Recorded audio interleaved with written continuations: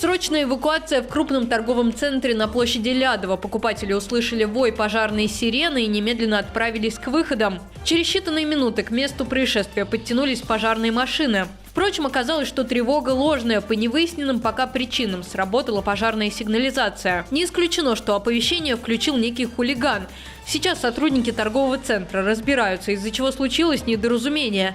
Стоит сказать, что шопинг прервался ненадолго. Спустя буквально 20 минут после сигнала причину установили. Покупатели и продавцы снова зашли в здание торгового центра.